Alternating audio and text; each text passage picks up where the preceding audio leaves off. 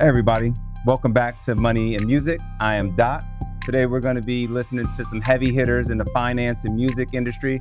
If you can buy a soda, you can invest. We own hip hop, but we don't own rap music. What's the cliche statement? If you hang around 5 rich people, you'll be the 6th. I listen to his music because he's talking about, hey, how much farther he wants to go. And I tell people in my business, I turn dreamers into doers. Welcome back to Money and Music. I am your host, Doc Fuller, and today we have someone special for you guys, a licensed financial advisor with ELS Vision Wealth Management. I'd like to welcome to the show, Crystal Roseman. Crystal. Hi. Thank you for joining us. Thank you for having me. Yes, indeed. A fun fact, you and my wife, Christina, you all went to the same school, right? We did. I said a small world. We both went to the same school at the same time. Florida International University, yes, FIU. FIU. Yeah. So where are you based out of now, Crystal? So I'm actually now out of Texas. So I'm out of the Dallas, Texas area. Okay. So tell me a little bit more about what a licensed financial advisor is and kind of what you do with your wealth management role. Yes. So a financial advisor is a person, well, when you're licensed, because a lot of people use that term very loosely. So I'm glad that you asked that. We are licensed to be able to manage and handle investment accounts for individuals. So part of that is looking at what their recommendations should be, what type of investments they should be, what type of investor they are, what their end goal is. So we take all of that information and put that in a plan to say, okay, this is the type of account that is going to fit that as a solution for the goal that you're trying to reach. Yeah, and I hear a lot of people say, well, I'm barely making it, right? I'm struggling, and I think a lot of us are in that same position where you're just so focused on your needs, you may not have the ability to invest and do some of these kind of financial planning things. What do you say to those clients? Well, if you can buy a soda, you can invest. If you can afford a soda, you can invest, because a lot of people think that you have to have a lot of money to invest, a lot of money to put away. And that's simply not true. That's why we have so many different investment vehicles, and there's so many low minimums that there really is no excuse anymore. If you have a 401k, you can invest in that through your job and take a little bit out of your paycheck every paycheck and put that away. If you want to invest on your own in an individual account, you can do $50 a month into an individual account. You can do $25 a month. There's literally no reason why you shouldn't invest. There's no amount that can hinder you from investing. Okay. So if it's something that you want to do, if you can afford a cup of coffee, you can afford to invest. Okay. Literally. So let's say I'm not working, right? I have an online business, or maybe I am working and I can go through and do the 401k through my employer, right? But if I'm not able to do the 401k, what options, like what vehicles are available to put your money into? So there's several different options. One that we often hear about is individual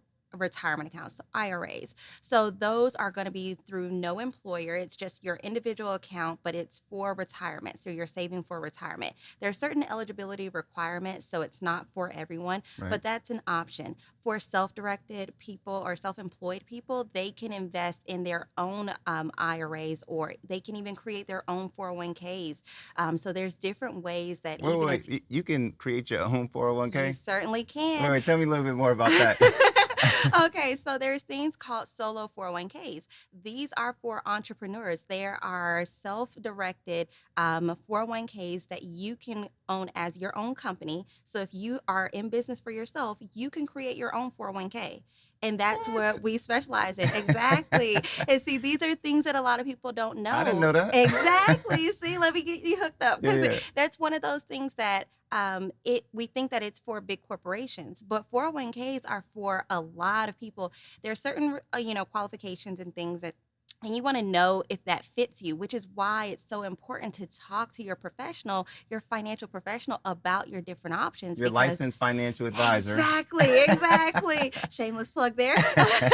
But if you have that person, they're going to shop what the best options are for you. There's SEP IRA accounts, so that's going to be for self-employed persons as well. So it depends on how much you're looking to put away, if you have employees or not, if it's just you. There's so many different factors that play a a part into it, but you absolutely can have a 401k. If you're in business, you can have your own 401k. And so what are the thoughts?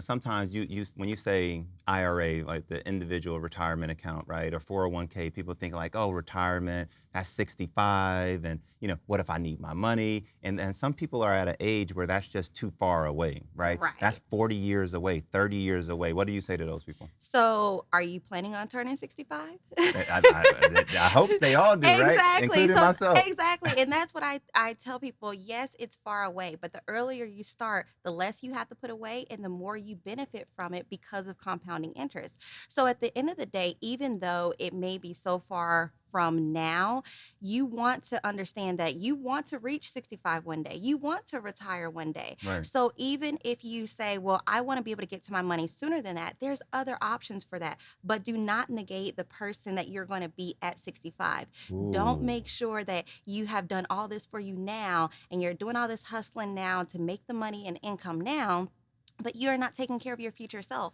because you are going to get 65 unless you die early. Right. You are going to get to that retirement age, and you got to think about it. The earlier you retire, the more length of time that you need that money to span out over. So if you are retiring at 60 instead of 65 and you plan on living to like 85, that is another 25 years that money has to last you. Mm-hmm. So you need to take these 40 years to be able to fund that 25 years. Wow, that's powerful. And you said, don't let your choices negate the future you, right? Exactly. That's powerful. You have to take care of your future self, that you are going to grow old. So if you do not plan for it now, when you get to that stage and that age, then you're going to regret it, because then you're going to be scrambling. Then you're going to be like, okay, now I'm 45, I'm 55, and now I'm looking at retirement, but now you have to do 10 times more to be able to get the same results as if you had started 40 years ago. I love that. That's super powerful. So for the person that is looking like, okay, you told me 20, 40, 50, $100 a month, right? How, like, from a budgeting perspective, what are some of the things that you can do to just like slowly start doing that now?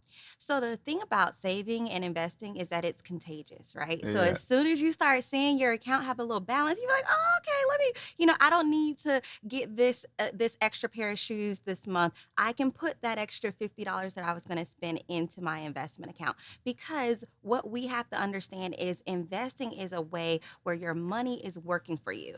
So if you start off with $50 a month, then you can start looking at other things. Okay, do I need 3 series of Netflix, Hulu, and everything else that I'm paying for? Mm-hmm. I think a lot of times we have the money, we just are not directing it in the right place. Mm-hmm. So as soon as you start seeing that money is growing, then increase it to $100. See how that feels, because what we don't realize is that once we start it, it's out of sight, out of mind. And then it just starts building, and then it becomes more and more. So once you see that, it's more motivation to say, okay, how much more can I put away in this? If I don't do Amazon this month and I put that money away and purchase some Amazon Small instead, things. exactly, then it makes so much more of a difference, because you are funding your future life. I mean, this show is called Money and Music. And so I think if you look at any of the videos, right, everybody's riding around in foreigns. Everybody has designer watches, the most expensive brands on. Like, what do you think about that kind of imagery and how it can impact their decision making? Because, like, if that's all you're seeing, like, you think that that's it. And I love it and I hate it, right? Mhm. Because I know we have to have something to aspire to. We look at those things, we look at all the shiny objects, all the bling and all this other stuff, but we have to understand that the wealthy don't wear their wealth, right? The wealthy do not wear their wealth. They do not. Okay. If you see the people who own all these things that we're riding around in, you couldn't tell them from Blow Joe on the street, because they're not having to wear their wealth, because their wealth is in their bank accounts. So I'd rather, like 21 Savage said, M's in my bank account. You know what I mean? In my bank account.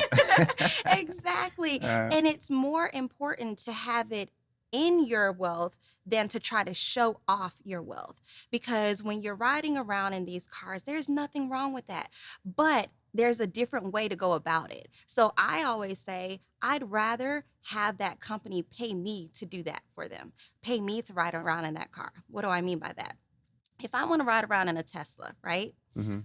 It makes more sense for me to own some Tesla stock Ooh. and let that Tesla stock Ooh. pay for that Tesla. Oof.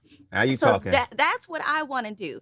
If I want to, ride around and have Louis Vuitton on, I want to own the fund that owns Louis Vuitton. Louis Vuitton Moet. Exactly. LVMH. There you go. LVMH. Yeah. Exactly. I want to own that fund and let that fund's growth fund my wardrobe. Mm-hmm. That's how you do it. So if you want to be flashy, there's nothing wrong with that, but just do it in a smart way, because the wealthy do that. They do not negate their lifestyle. They're still riding around in private jets and all these Rolls Royces, but they're not paying for it out of their own pocket. They're using an asset to pay for their liability. And that's what's important. Every time that, like, for example, DJ Envy said this. He said, every time I want a new car, because I love cars, I'm going to go buy a property that's going to pay for that car. Oof. That's how you do it. Yeah. You don't have to not have nice things in life, but there's a way to pay for it where you're not going in debt for that, just to be able to show people that you have money that you really don't have. So what as a parent, let's say I'm a young parent, I'm 25, 30 even, I have several small kids. What do I need to be doing for my young kids from a financial perspective? Start putting away money for them now. Mm-hmm. If you put less than $2,000 away for your baby when they're first born and put it in an investment that earns an average of 10%, by the time they're retirement age, they're going to be a millionaire. Wait, say that one more time. If you put less than $2,000 Less than 2,000 into an account for your child when they're first born, Mm-hmm. and it earns an average of 10%, Mm-hmm. they're going to be a millionaire by the time they retire without ever adding another dime to that account. That's cold. So they have time on their side. Mhm. That's the best factor when it comes to investing is time. And you talk about like stock, right? Mhm. Ownership, right? And you think about purses, Mhm. even, right? A Louis Vuitton, Gucci, all of these different purses, Prada. Those purses cost $2,000 to $3,000, some of them Mhm. more, right? Yes. And so, like you're saying, for the price of a purse, Mm-hmm. you can make your kid a millionaire. Make them a millionaire. What's more important? That's cool. Because if you say you love your children and you want to break the generational curses and you want them to grow up into money, use time as their best asset. But you have to start now. If you didn't start when they were born, start now. If they're 10, start now. They're going to be much closer to being a millionaire than they were if you didn't start at all. That's awesome. One of our guests that we have coming up is Chris Gardner, and he wrote the book. He has a new book out, but he was really the person behind the Pursuit of Happiness movie that Will Smith did, right? I and love so I was that talking to movie. him, and what you said was the same thing that he said. He said that time is your biggest asset. He said it's your only asset. Right? Exactly. And like, I don't think enough of us are thinking that, oh, I'm 18, I don't have, that's too far away. Or my kids they were just born, right? Mhm. What do you think even around life insurance? Oh my goodness. Life insurance is the easiest way to purchase wealth. If you don't have wealth, you can buy it through life insurance. How's that? Because if you're not a millionaire right now, you can still go out today and buy $1 million life insurance policy. So what that means is that if you pass away tomorrow, then your family inherits $1 million.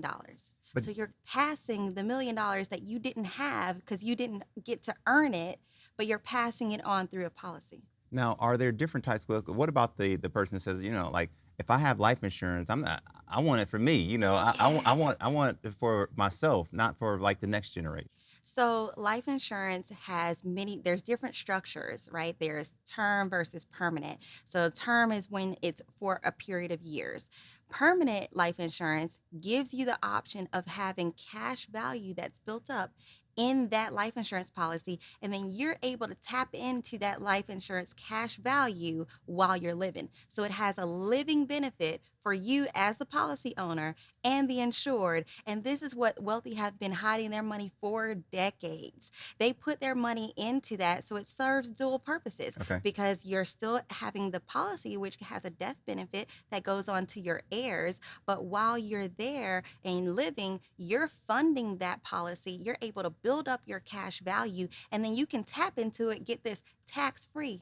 Well, wait. So Uh-huh. you use the money if you need it while you're living, Yes, and it's tax free. it is tax-free. So for those I individuals, need y'all to just like really listen to what Crystal's talking about. Like Yes. literally, you can have life insurance that you can utilize while you're living, and it'd be tax free. it is tax-free money. That's cold. It is. It is. These are secrets of the wealthy that they have been using for generations and generations. So they've been using this for generations. Like, why are folks like me just learning about it?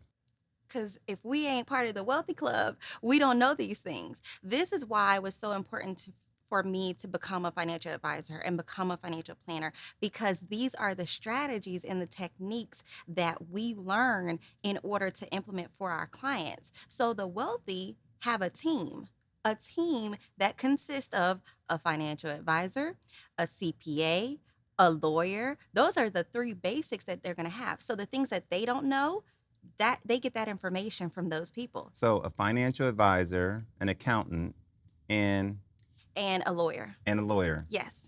They have those three at minimum. I need that team. You see what I'm saying? Because if you have that, Right. then if you have a financial advisor, then you know that information because your financial advisor is going to tell you that. Right. You don't know it because you don't have access to that information. So we have to understand that if we're going to try to emulate the wealthy, we have to do the things that they do.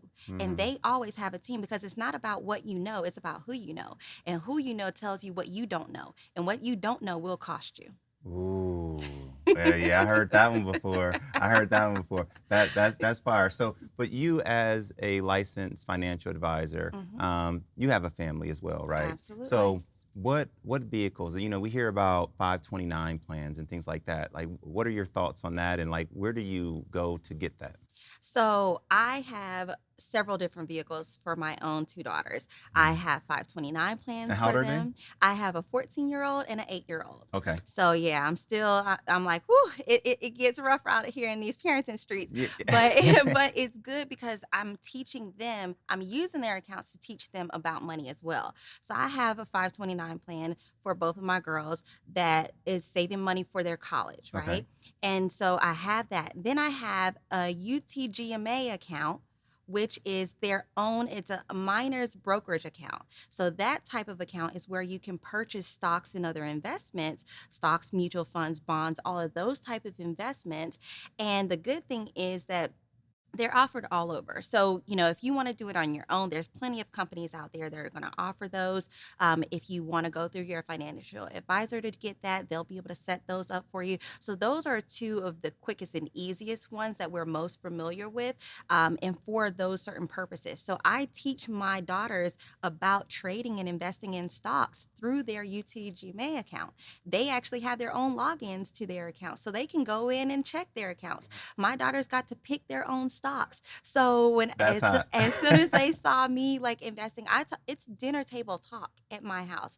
We don't do this enough in our generations. Like, we don't talk about money, and the most reason for that, because our parents didn't know and they didn't have money. So it was like, what's there to talk about? We ain't got it, you know? So Right. Now it's a dinner table conversation in my household. So we're talking about investments. We're talking about stocks. So my daughter, for example, she chose to buy Apple stock. She has Apple devices. She has Apple iPhone. She has the MacBook. She has all that. So Apple was a natural thing for her. She actually bought Starbucks because I invested in Starbucks. Starbucks was one of the first stocks that I actually owned. And so just by telling her that information, she wanted to own Starbucks. My youngest daughter, she bought Roblox because she plays Roblox.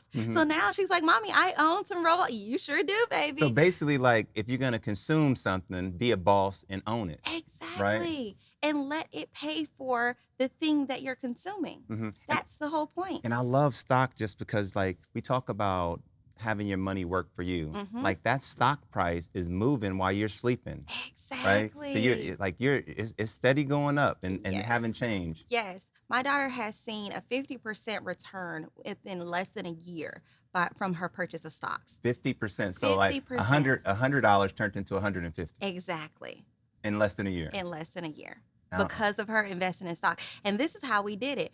She actually was selling candy to pay for her. She had broken her screen on her phone. Right. And her dad said, I'm not paying for this screen again because she's broken it several times. So she was selling candy so that she could purchase her new screen for her phone. Mm-hmm. So I told her when she did it, she was good at it and she made a couple $100s. I said, okay, you done made $200. Now, if you put that in a savings account, I will actually give you my old phone instead, which was perfectly good. I was going to upgrade and, give Little her that incentive phone. there. A little incentive. Yeah. So she took me up on that offer. So she put it in a savings account. So then she sold candy again, another round. She made another $200. So then it was $400. And so she said, she came to me because I don't pressure them. She came to me and she said, Mom, I want to invest that. I said, yes, you do. Yes, And yes. so we put That's it awesome. into her UTMA account, and that's where she picked her stocks. I let her pick them. She picked them. She bought them. And now that $400 is now $650. Wow. So she got to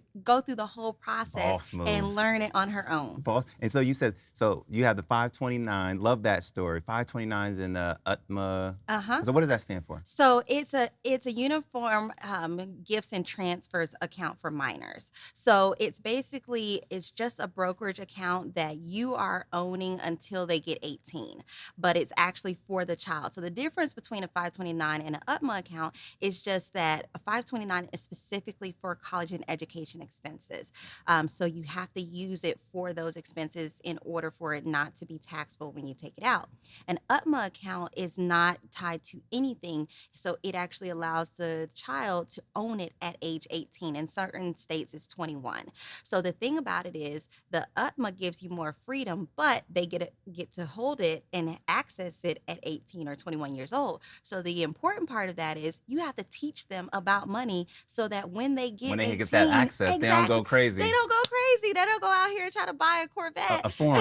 No, it's a foreign. Exactly. Yeah. Because that's what they know, that they have that money in it. My daughter appreciates the growth that her account is going to get and how much money we're putting in there, so that when she does get 18 or 21, she can inherit that, but she can then keep it going. Mm-hmm. So it's not just about giving them money, it's about teaching them about money. Right. I love that, Crystal. And so this is money and music, right? So from a entrepreneurial, investment, business, leadership, motivational standpoint, who are some artists or maybe a lyric from an artist that you listen to that inspires you? So I love what Jay-Z did in his albums. Mm-hmm. When he said, I'm not a businessman, I'm a businessman. A lot of people say, yeah. A lot of people talk about that. You don't even realize it until you break down the lyrics of what he's saying. Mm-hmm. Because we are a business, but we're a business that's making other people money unless you capitalize on the business that you are. Mm-hmm. So you have to create your own business of yourself. You are your source of income. Right. So if you treat yourself like a business, then you may have more success than if you just think of yourself as somebody else's business. I love that. I love it. And I'm a big Jay-Z fan as well. And so I think, we're trying to impact the wealth gap, right? Right. This series is about educating the next generation, all the things that we know would have benefited us if we would have known it earlier, right? Yes. So what do you think are the things that they need to help with generational wealth? The biggest thing is to take action. Mm-hmm. Get started today. Everyone thinks that investing is so complex and so difficult and you have to have so much money. You come up with all excuses, but once you actually learn it or you actually start doing it, you realize it's not as complicated as we make it out to be. Mm-hmm. It's not as time intensive. You literally can put money in mutual funds, index funds. There's all kinds of easy, do-it-yourself ways if you want to do it on your own. But there's financial professionals like myself that are out there that are trying to make the message known to the masses and let us do the work for you. If I always say, if I don't know what I'm doing, I'd rather go to a professional who does. Because what that's going to do is that's going to cut out the time that it's going to take you to learn it on your own. Get smarter, faster. Exactly. We're not trying to reinvent the wheel. We're trying to duplicate success. Exactly. Sure. So go to a person who knows what they're doing, and then they can help multiply your money much quicker than you ever could. Multiply it.